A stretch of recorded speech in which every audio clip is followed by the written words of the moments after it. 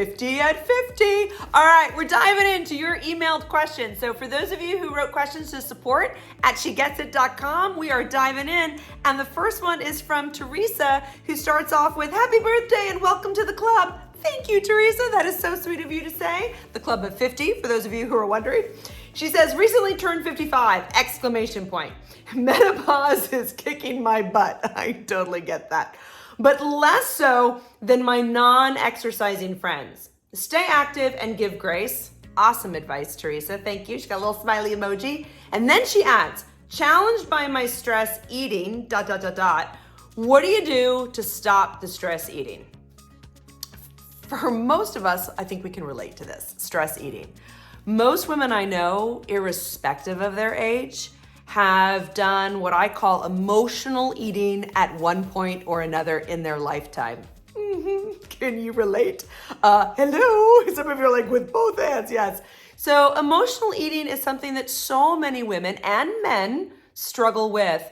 And so I want to give you a really practical tip, and this is not staged. So y'all, this is the real world. So you got to come with me. And, oh, this doesn't pull out. Okay, well, unedited and unscripted. Here we go. And I can't, oh shoot, I can't flip. Okay, so we are learning as we go. So we're gonna walk over here. Wow, that probably just gave you guys like a little spin. Okay, so we're coming over to here. I'm in the casita. This is my office. This is my hangout. This is my kitchen. Just put a thumb in the thing. But, oh, okay, so I can't turn this around. So here's the refrigerator. And this is literally what I have in my refrigerator, Teresa, and everybody who's watching. And I'm gonna do my very best to capture this on camera. So there is a piece of paper in here, and hopefully you can see it. And it says stressed, upset, annoyed, frustrated, cranky, anxious, overwhelmed, or truly thirsty or hungry. This is a fantastic tool for how I check in with myself before I grab something to eat or drink. So I really believe that, okay, I can't trip over the dog. I really believe that many of us go to the refrigerator out of stress, just like Teresa's talking about. And we go, and instead of checking in with ourselves first, we're just in the habit of grabbing something to soothe ourselves, to comfort ourselves. That's why we go. We're looking for something to say, you're okay, let me take care of you, I'm gonna nurture you through food. But we don't always make the best or the healthiest choices. So that little piece of paper in there says, what are you feeling? And I can get in touch with what I'm feeling really quickly. Sometimes that list is accurate, sometimes it's another emotion. That's not the point. The point is tuning in. That's self-leadership.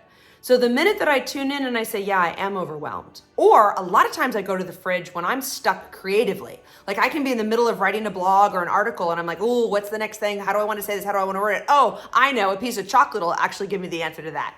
So when I go there and I see that sign, it lets me know, okay, wait a minute. I may or may not really need this food. And then this is how I reset and recenter. I will either literally identify the emotion and go straight to a journal. I'm a big journaler. Some of you are, some of you aren't. But just getting out the rage, the crankiness, the frustration, the stuckness on a piece of paper removes that toxicity from my body. And I'm like, oh yeah, I'm not hungry, I'm cranky. So that's one technique to journal.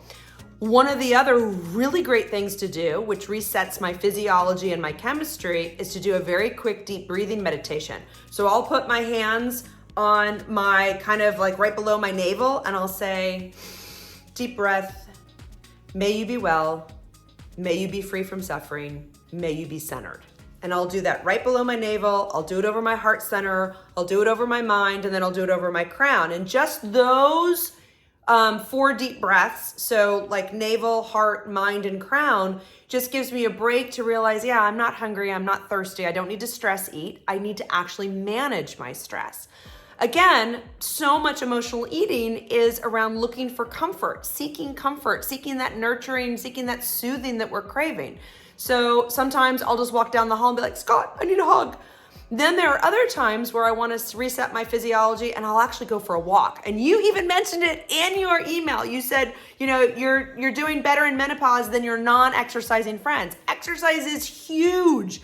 absolutely a mental therapy as well as a physical and hormone therapy, and a way to stop the stress eating. Because again, you're changing your chemistry because you're not really hungry, you're emotionally upset, you're emotionally frustrated, you're emotionally fill in the blank.